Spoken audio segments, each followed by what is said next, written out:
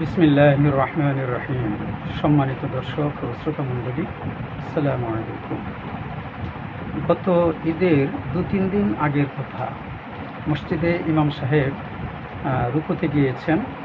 এমত অবস্থায় একজন মুসল্লি রাকাত ধরার জন্য বারান্দা দিয়ে দৌড় দিয়েছেন। ছুটে গিয়ে মসজিদে তো থাই গ্লাস লাগানো, যেহেতু আছে এসি চালু আছে, তো সেজন্য উনি খুব দ্রুত যেয়ে থাই গ্লাস, একই সাথে থাই গ্লাস খোলার চেষ্টা করতেছেন এবং ভিতরে যাওয়ারও চেষ্টা করছেন। মানে দুইটা একসাথে এত দ্রুত হয়ে যাওয়ার কারণে উনি আসলে থাই গ্লাস আর খুলতে পারেননি। ভিতরে যাওয়ারই দ্রুত চেষ্টা করার ফলে তার বডির আঘাতে, বডির চাপে থাইটা খুলে পড়ে যায়। তো ভাগ্য ভালো ছিল যে থাই খুলে পড়তে যে 2 বা 3 কাতার জায়গার প্রয়োজন ছিল, সেই কাতারগুলিতে মুসল্লি ছিলেন না, ফলে মুসল্লিদের উপরে পড়ে নাই, ফ্লোরে পড়েছে। তবে বিকট আওয়াজ হয়েছে, এতে করে কিছু মুসল্লি নামাজ ছেড়ে দিয়েছেন, কিছু মুসল্লির নামাজে খুশুখুজু নষ্ট হয়েছে। এরকম একটা বিশৃঙ্খল অবস্থা সৃষ্টি হয়েছে। তো যাই হোক, তো সেদিন এই ঘটনার পরে আমি মসজিদের খাদেমকে জিজ্ঞেস করলাম যে, আচ্ছা, কয়েক বছর আগে না এরকম একজন মুসল্লি দৌড়ে রাকাত ধরতে যে পড়ে গিয়েছিলেন? সে বলল, হ্যাঁ হ্যাঁ, গত প্রায় 3 বছর আগের কথা। একজন মুসল্লি যে অজু করে অজুখানা থেকে দৌড় দিয়েছেন, যখন ইমাম সাহেব রুকুতে চলে যায় তখন এই কাজটা ঘটে।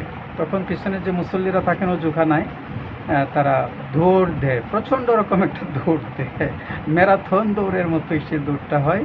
মানে রাকাত ধরতে হবে, এমন যেন যে এই রাকাত ছুটে গেলে না জানি কি হয়ে যাবে, এই অবস্থা। তো সে বলল যে, হ্যাঁ, ওই যে বুড়া লোকটা ছিল না? বলছে, না, আমার বুড়া কি যুবক সেটা মনে নেই, কিন্তু একজন লোক একেবারে মসজিদে লুটিয়ে পড়ে গিয়েছিল। সে বলল, হ্যাঁ, সেটা বৃদ্ধ লোক ছিল, সামনের দিকে সে একেবারে পড়ে গিয়েছিল। তো ভাগ্য ভালো যে তার হার্ট অ্যাটাক হয়নি, যেভাবে পড়েছিল একবারে খাড়া থেকে ফ্লোরে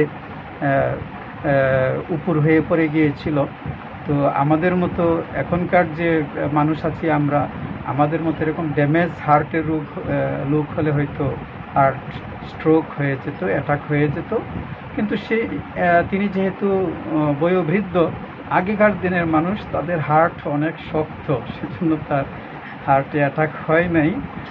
লোকটি উঠে গিয়ে আবার নামাজে শরীক হতে পেরেছেন। তো আসলে এই ব্যাপারে আমাদের করণীয় কি? ইসলাম কি আসলে একটা জবরদস্তিমূলক যে দৌড়ে যে রাকাতে শরীক হতে হবে? তো ঘটনা হলো যে, যদি রুকু পাওয়া যায় ইমাম সাহেবের সাথে, রুকুতে সামিল হওয়া যায়, শরীক হওয়া যায়, তাহলে রাকাত পাওয়া যায়। এ হলো মাসালা। তো সেজন্য ইমাম সাহেব যখন রুকুতে চলে যান, তখন পিছনের মুসল্লিরা যারা অজুখানায় ছিলেন বা মসজিদে এসে ঢুকতেছেন, মুটে প্রবেশ করতেছেন, তারা ম্যারাথন একটা দৌড় দেন রাকাত পাওয়ার জন্য। আর যে 2টা ঘটনা বললাম, 2টা ঘটনার 2টাই মানে কোনো একটা রাকাত, হয়তো প্রথম রাকাত বা দ্বিতীয় রাকাত পাওয়ার জন্য তারা ম্যারাথনটা করেছিলেন। কিন্তু এই ব্যাপারে আসলে ইসলামের দিক নির্দেশনা কি?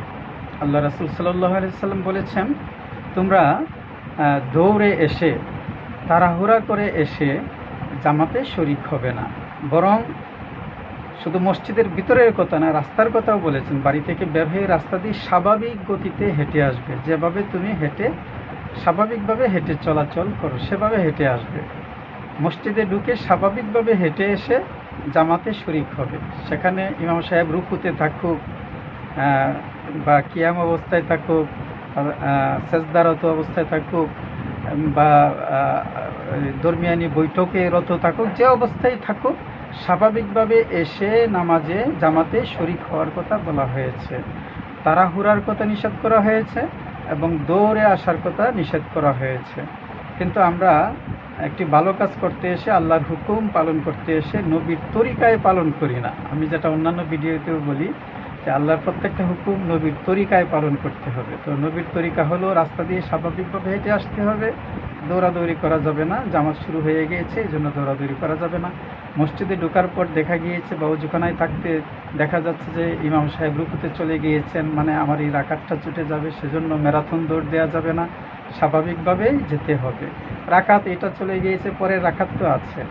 আচ্ছা, ধরে নিলাম যে রাকাত কোনোটাই পাওয়া যাচ্ছে না, এমনকি নামাজ জামাতেই শেষ হয়ে যাচ্ছে, তাতে কি? সে ব্যাপারেও কথা আছে।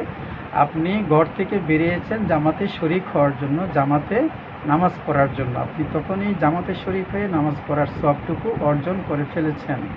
আল্লাহ এত দয়াবান, নিয়ত করার সাথে সাথেই তিনি সওয়াব দিয়ে দেন।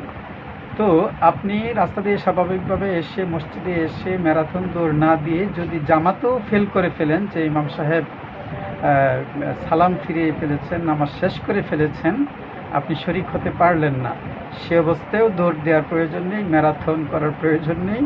আপনি স্বাভাবিকভাবে এসে একটা সেফ একটা জায়গায় দাঁড়িয়ে আপনি একাকী নামাজ আদায় করুন, জামাতের সওয়াব আপনি পেয়ে যাবেন। তো সেজন্য কোনো অবস্থাতেই আমাদেরকে এই ম্যারাথন দৌড়, রাস্তায় মার্চ করে আসা, দৌড়ে আসা, দৃষ্টিকটু এগুলো আমি দেখি। রাস্তায় কোনো কোনো লোককে, মুসল্লিকে আমি দেখি যে দৌড়ে যাচ্ছে, মার্চ করে যাচ্ছে, হ্যাঁ, এরকম এরকম করে হুড়মুড় করে যাচ্ছে। এটার কোনো প্রয়োজন নেই, আপনি জামাতের সওয়াব পেয়ে যাবেন। এটার প্রয়োজন নেই, স্বাভাবিকভাবে হেঁটে ধীরে সুস্থে যাবেন। এবং অজুখানা থেকে অজু করার পর তো পাটা ভিজা থাকে, আর মসজিদের ফ্লোর থাকে একদম মসৃণ টাইলস অথবা মোজাইক। সেখানে যদি আপনি মোজাইক থাকলে তত সমস্যা হয় না, কিন্তু এখন তো প্রায় সব মসজিদে টাইলস।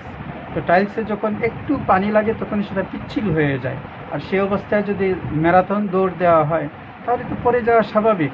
সেজন্য আমাদেরকে এই কাজটি করা যাবে না কোনো অবস্থাতেই। আমি আবারও বলছি, আল্লাহর প্রত্যেকটা হুকুম তার নবীর তরিকায় মানতে হবে, এবং সেই নবীর তরিকা মানার মধ্যেই কামিয়াবি। আল্লাহ আমাদেরকে তৌফিক দান করুন।